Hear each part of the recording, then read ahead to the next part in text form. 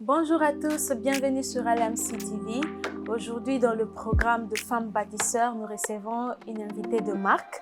Bonjour, Madame Nita. Bonjour, Madame Bénite. Comment allez-vous? Je vais très bien, merci par la grâce de Dieu. Et vous? Je vais très bien, par la grâce de Dieu. Vous êtes bien habillée et joyeuse fête de femmes. Merci pareillement, joyeuse fête de femmes, vous aussi. Merci beaucoup. Alors, nos internautes aimeraient savoir qui est Madame Nita. Madame Nita, elle est une femme mariée à Monsieur Christian Kangela et mère d'une fille. Oh, mère d'une fille. Alors, aujourd'hui, nous allons parler sur investir sur la femme. Tellement que nous avons constaté que dans notre société, spécialement dans l'ancien temps, beaucoup de gens investissaient plus sur les hommes dans les études que sur la femme. Et qu'entendez-vous par investir sur la femme? Investir sur la femme. La femme, étant donné qu'une femme, elle est une éducatrice, une mère, une maman qui donne vie, une personne qui donne vie. Alors, je suppose que la femme, elle doit incarner en elle des valeurs. Et du coup, ces valeurs doivent refléter ce qu'elle est. Comme on dit toujours que la femme ne donne que ce qu'elle a. Alors, si nous reculons un peu dans nos familles, nos mamans, ils ont l'habitude d'investir dans leurs enfants ou en leurs enfants. Parce que quand on voit un enfant qui est bien instruit, d'office, on s'est dit que cette femme et cet enfant a été accompagné par une mère. Alors, on suppose que l'investissement chez la femme doit vraiment être quelque chose qui est sur lequel nous devons être très regardants parce que c'est ce que nous démontrons partout où l'on passe. Alors, investir sur la femme, nous les femmes, et surtout que nous sommes pendant la journée de la femme, nous ne faisons que parler de la femme. Alors, nous sommes vraiment très stricts sur notre conduite, sur notre façon de voir les choses, parce qu'on dit toujours que la femme, c'est un socle. Les socles, c'est ce qui réside dans beaucoup de choses en une seule personne. Wow, c'est vraiment ça, parce que on instruit plus la femme, on parle plus à la femme, même dans le mariage, même avant que la femme n'entre dans les mariages, on l'instruit plus elle, on parle plus à la femme qu'à l'homme et tout ça là, et c'est vraiment très important. Mais aussi, j'aimerais savoir, donc, investir, c'est seulement dans le domaine professionnel, like les études, ou on peut aussi investir du côté éducation, comment la femme doit se comporter, comment la femme doit s'habiller, comment elle doit être. Est-ce que toutes ces choses-là sont tellement importantes ou on doit juste investir dans la femme par rapport au mariage? En tout cas, pour moi, je suppose que l'investissement que l'on fait allusion, c'est dans l'ensemble, en fait. Parce que quand on voit déjà la femme, rien qu'en regardant, tel que vous êtes là, quand on regarde, on se dit non, mais elle est très bien habillée, elle est habillée décemment. Ça veut dire qu'elle incarne en elle une bonne éducation. Il y a aussi un facteur instruction qui joue, mais c'est plus l'éducation qui prime, puisque l'éducation, c'est ce qu'on apporte partout. On y va avec partout. Parce que l'instruction, c'est juste un complément, puisque l'instruction se donne à l'école, sur le banc de l'école. Alors, moi, je suppose que l'investissement, c'est quelque chose qui est très important dans la vie d'une femme, puisque c'est ce qui lui caractérise. C'est ce qui incarne toutes les bonnes valeurs, c'est dans l'investissement. Donc, on ne peut que parler de l'investissement d'une femme si on voit les choses positives. Bon, certes que par moment, quelqu'un peut trébucher ou peut y avoir de petits couacs, mais au moins, quand on regarde, on s'est dit non, cette femme, ce qu'elle démontre en fait, dès les premières vues, tout ce qui saute aux yeux, c'est ce on juge une personne par rapport à la première impression. comme on dit toujours que la première impression a toujours été la bonne.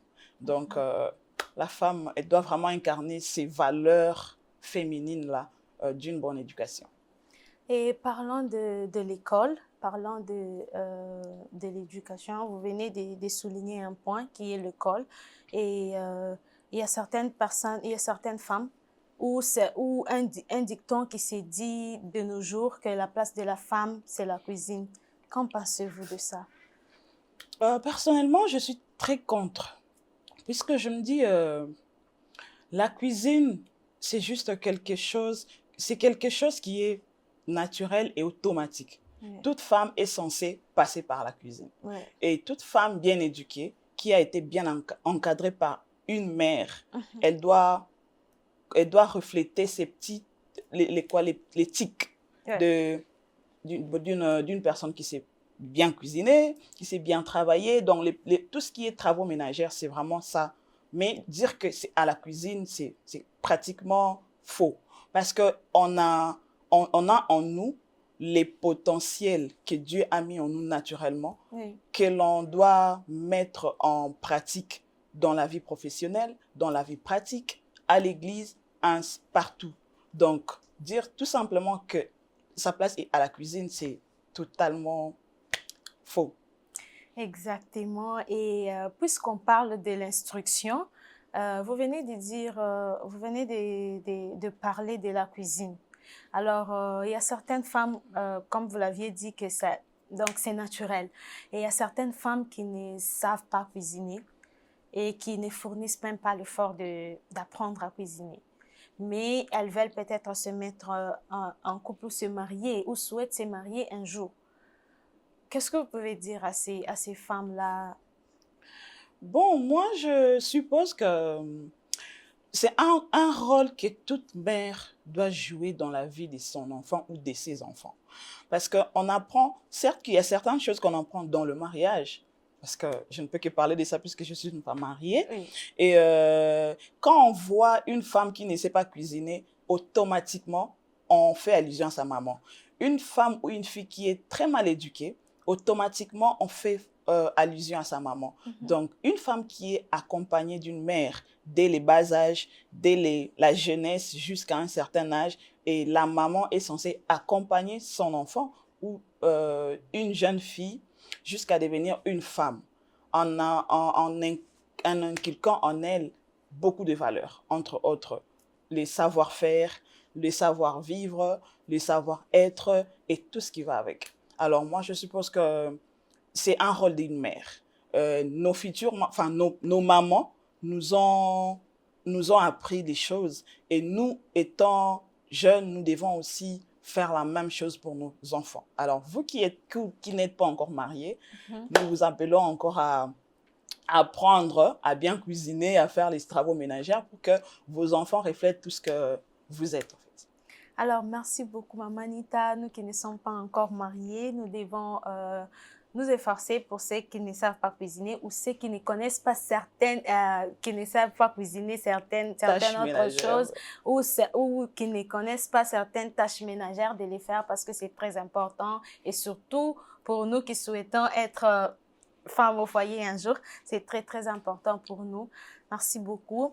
Alors, j'aimerais savoir, vous avez dit que vous êtes entrepreneur. Et dans quel domaine est-ce que vous... Je suis dans les domaines événementiels. Je suis une décoratrice en formation. Oh, ok. Une décoratrice. Une décoratrice, oui. Voilà. Ok, c'est quelque chose que vous avez fait à l'école ou c'est quelque chose que vous avez fait, que vous avez juste fait par passion? En tout cas, ce qui est vrai, je n'ai pas étudié ou je n'ai pas fait la décoration comme formation ou étude à l'université ou quoi que ce soit, non. Mais la décoration, c'est une passion pour moi. Donc, lorsque je suis dans ces mondes-là, je me sens vraiment dans mon bain, si je peux dire ça comme ça. Parce que c'est... En fait, on dit toujours pour bien faire quelque chose, vous devez d'abord aimer ce que vous faites. Donc, moi, je vais commencer par aimer les mondes événementiels ou la décoration. Voilà pourquoi Je ne peux pas prétendre me dire que non, je le fais très bien, non. Mais j'apprends du jour le jour et j'essaie de me performer. Et si j'essaie de m'évaluer dans mon passé jusqu'à aujourd'hui, c'est quand même, il y a une avancée considérable. Alors, je n'ai vraiment pas fait les études par rapport à ces domaines-là, mais je me suis juste formée par rapport d'abord à l'amour que je portais pour ces métiers. Et aujourd'hui, je suis vraiment en train d'évoluer dans ça. Oh, en tout cas, c'est tellement étonnant et encourageant de voir que vous avez fait les études dans un autre domaine, Ouais. mais vous vous retrouvez dans un autre domaine que vous œuvrez et que vous le faites bien. Parce qu'il y a certaines personnes aussi qui struggle avec ça, donc ils se disent, donc ils travaillent ils ont étudié dans un domaine, mais ils se retrouvent dans un autre domaine. Est-ce parce que votre domaine, il n'y a pas de métier ou vous n'avez pas pu, vous n'avez pas pu créer une entreprise dans le domaine dans lequel vous avez étudié ou c'est juste par passion que vous avez choisi de faire ça? Bon, s'il faut parler d'abord d'autres, je dirais il y a plusieurs aspects qui jouent. Il y a certaines personnes, il s'est dit, j'ai peur de me lancer, des peurs que je n'ai plus échoué. Comme d'autres personnes ont peur de l'échec, du coup, ils ont un peu des retenues pour quoi que ce soit. Mais moi, je pense que la moindre des choses, c'est oser. Donc, quand vous osez faire quelque chose, que vous ayez la passion de la chose ou pas, vous devez juste prendre le risque de la chose. Et au fur et à mesure que vous prenez les risques de la chose, vous devez, quelles que soient les réalités sur terrain ou quels que soient les hauts et les bas que vous pouvez faire, faire face, ne baissez juste pas les bras. Allez-y, prenez courage, et puis voilà, tout ira mieux. Mais il y a aussi une autre chose parce que si vous vous lancez dans quelque chose, let's say, que vous n'aimez peut-être pas, y a-t-il pas des risques que cela puisse mal tourner parce que si l'on n'aime pas quelque chose, donc c'est un peu difficile de vraiment être constant et persévérant dans ça. Bon, pas forcément, puisque si je n'aime pas Bénite, Madame Bénite pour la toute première fois, peut-être il y a plusieurs aspects qui font à ce que je ne t'aime pas. Mais au fur et à mesure, je serai en train de te courtoyer, au fur et à mesure, je serai en train de discuter avec toi, de traîner et tout ça là. Peut-être il peut y avoir quelque chose qui sera en train de naître naturellement. Alors c'est pratiquement la même chose pour dans le monde entrepreneurial. Il y a certaines choses, on n'est né pas avec naturellement, tout comme il y a certaines choses, je me dis, bon, j'y vais parce que c'est rentable.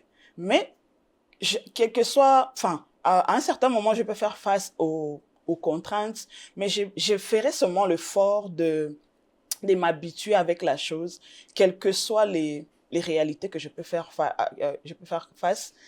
Petit à petit, je prendrai les goûts de la chose et petit à petit, je chercherai un peu à m'améliorer pour essayer un peu de calquer ça en moi et de faire mieux.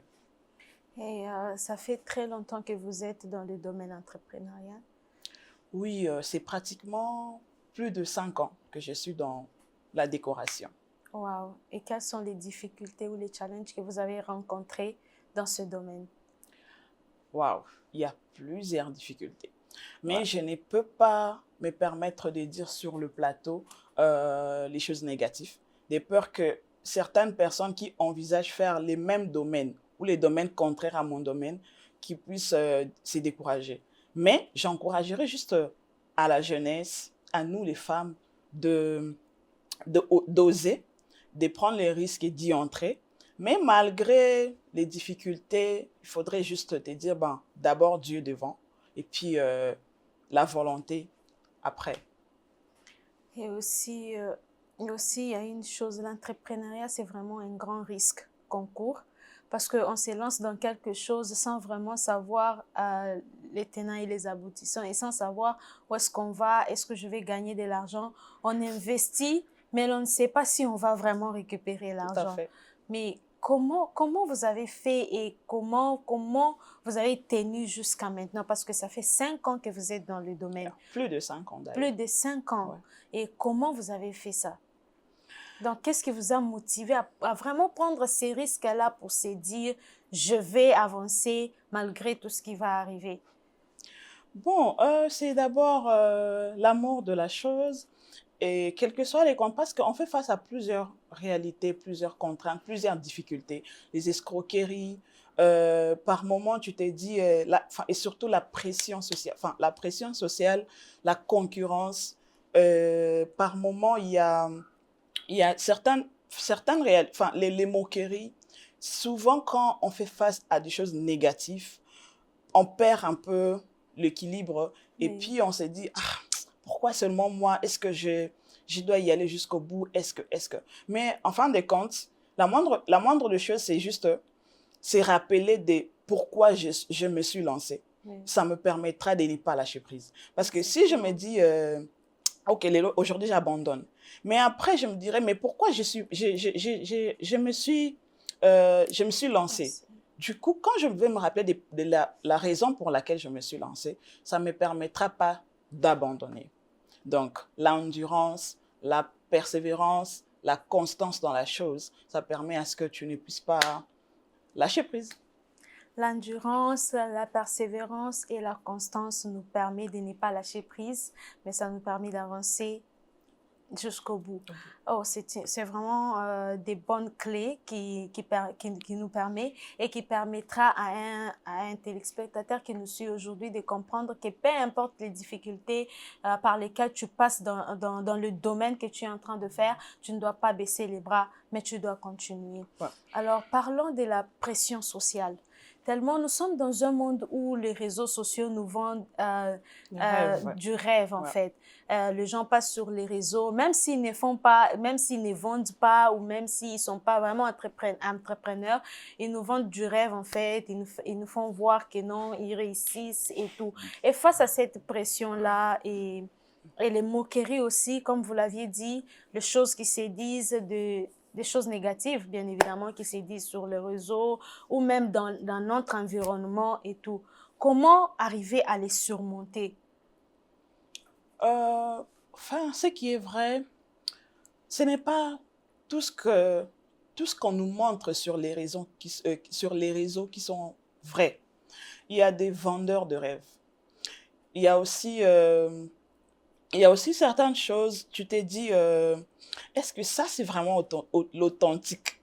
Quelque chose d'authentique ou quelque chose qui est naturel, ça saute aux yeux. Alors, si tu sens que c'est du faux, quelque chose du fait, quelque chose que tu te dis que bon, ça là, c'est pas naturel. Tu le sauras en fait. Du coup, les vendeurs de rêves, c'est ce qui permet à ce que les jeunes, à un certain moment, ils perdent les contrôles et ils se lancent dans n'importe quoi. Parce que c'est aussi l'effet de ne pas se contenter de soi et de ne pas être sûr de soi. Parce que si je suis sûr de moi, quel que soit ce que je verrai de l'autre, je peux à la limite apprécier. Je me dis, ah waouh, c'est beau, je me limite. Mais dire que non, je dois textuellement faire comme l'autre. Personnellement, je me dis, soit tu feras la chose, soit pour prouver, soit pour... tu ne seras pas vraiment toi. Or, dans mon domaine, par exemple, il y a un facteur très important, l'innovation. Je peux être là, je me dis, bon, ça là, c'est ici, j'ai trouvé ici. Mais prochainement, je dois mettre de l'autre côté. Mais lorsque je vais mettre de l'autre côté, comment je vais faire pour apporter une valeur ajoutée? Mais si je me mets à copier textuellement ce que Bénite fait, je n'aurai pas à ressortir quelque chose qui est en moi. La chose que Dieu a mis en moi d'abord. Et puis, à ressortir, à innover en fait. Du coup, dans le business, il faudrait aussi avoir un principe d'abord et aussi se fixer des objectifs et aussi innover, apprendre des autres, apprécier des autres et surtout accepter les reproches. Parce que dans le business, on aime toujours être acclamé. Mais lorsqu'on est face à un échec, on n'aime pas que non, en tout cas, au salaire qui m'habille. Parce que moi, je me rappelle, une fois, j'étais partie faire une décoration.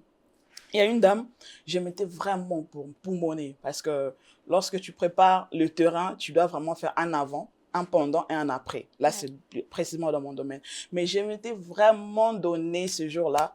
Arrivé sur terrain, la dame me dira, non, mais madame, tu es nulle. J'étais rentrée à la maison. J'ai commencé à pleurer. Je me dis, Wow. Seigneur. Et pourtant, les efforts que j'avais fournis étaient totalement différents de ce que je fais d'habitude. Mais après, je crois, un mois plus tard, la dame m'avait relancé. Je me suis dit, est-ce que je dois la répondre? Mais la courtoisie, je me dis, bon, on a répondre quand même. Elle me dira, non, mais madame, je suis en train de voir ton évolution, mais tu te rappelles au mois du jour, je t'avais dit, oui, c'est parce que ce n'était pas pour te léser. En réalité, la mariée était totalement contente de ta prestation, mais je ne voulais pas t'acclamer, je ne voulais pas non plus euh, mettre un peu cette certitude en toi, mais je voulais que je puisse te choquer un peu pour te permettre de t'améliorer. Effectivement, je me suis rendu compte que après, disons, cette prestation maintenant, et pendant et après la prestation, euh, tu t'es vraiment développé et tu as amélioré beaucoup de choses. En tout cas, je tiens vraiment à m'excuser pour mes propos. Et puis, voilà, je t'encourage, va de l'avant. Mais comme il peut fier, elle laisse un peu de me baratiner. Mais après, je me suis dit, waouh, quelle manière de booster à la personne. Mais je pouvais aussi me dire, en tout cas, j'abandonne. Mais après, je me dis non, pourquoi je suis entrée dedans? Je ne peux pas lâcher prise parce que la personne a dit. Donc, il faudrait vraiment persévérer. Donc, en quelque sorte, les critiques des gens aussi nous permettent d'aller de l'avant. On ne doit pas se Automatiquement. décourager par rapport aux critiques ou par rapport à ce que les gens disent, mais par contre, leurs critiques peuvent nous servir de carburant pour avancer, pour Tout à évoluer. fait. Alors, vu que nous sommes en train de parler de la femme et tout, et, euh, et aussi vous êtes une femme, vous êtes mère, vous êtes femme au foyer, comment vous arrivez à balancer le business et aussi le foyer? Oui. Waouh. Bon, ce qui est vrai, ce n'est pas facile. Puisque tu dois d'abord, premièrement, faire face à un homme très compréhensif et aussi à un homme qui t'aime. Parce qu'il peut être compréhensif, mais s'il n'y a pas l'amour, à un moment, ça risque de, de faire chuter les choses. Sauf que il faudrait d'abord être digne de confiance. Puisque l'homme doit croire en toi, l'homme doit être d'abord ton premier mentor. Parce que moi, je me dis, mon mari, c'est mon premier mentor. C'est lui qui me booste à aller de l'avant. Et c'est lui qui me coach souvent. Parce que même avant de venir sur le plateau, je lui ai dit, non, mais chérie, tu vois, qu'est-ce que je suis censée faire, dire ou ne pas dire? Oh non, tu vois, tu dois procéder comme ça. Et c'est depuis que je me suis lancée dans mon business. Donc, il est mon premier mentor. Ce qui fait que à un certain moment, je faisais face à de hauts et les bas dans le même domaine. Mais il était toujours là en train de me montrer ce que je ne pouvais pas faire et ce que je devais faire. Mais par rapport au terrain, il m'arrivait de rentrer très tard la nuit, souvent même de dormir même dehors. Mais après, quand je vais appeler, non chérie, je ne vais pas rentrer. Ah non, il n'y a pas de problème, prends bien soin de toi. Et souvent même, il m'accompagnait pour faire des coups de... m'apporter les coups de pouce. Parce que je peux me retrouver là, mes collaborateurs absents, à un marché de 200 personnes. Comment je vais faire? Je vais l'appeler. Non, j'arrive, tout ça là. Donc, il doit vraiment être là, d'abord, il t'aime. Parce que s'il n'y a pas l'amour, d'abord, la base, c'est l'amour. Et puis, la confiance. Parce que s'il ne t'aime pas, il ne te fait pas confiance, tout ce que tu feras, ça sera vraiment à côté. Je dirais, je suis à Louisville, pour lui, je suis à Cincinnati. Tu vois, donc c'est quelque chose qui doit d'abord se mériter. Donc, l'amour, la confiance et puis la méritocratie. C'est ce qui Wow. fait à ce que les choses marchent. Donc, chères femmes, nous devons bien faire le choix pour ne pas tomber dans de Ouais. problèmes. Alors, nous sommes arrivés pratiquement à la fin de notre émission et j'aimerais poser la dernière question pour finir. Il y a certains hommes qui ont peur d'épouser des femmes entrepreneurs, d'épouser des femmes intelligentes, des femmes qui ont passé au banc de l'école, qui sont docteurs, qui ont fait le master parce que non, elles sont prétentieuses, elles sont orgueilleuses et tout ça. Qu'est-ce que vous pouvez dire à ces genres d'hommes qui ont un complexe d'infériorité ou qui ont peur de ces genres de femmes? Qu'est-ce que vous pouvez leur dire pour finir notre émission ce Bon, soir? moi, je dirais que la confiance, c'est mérite.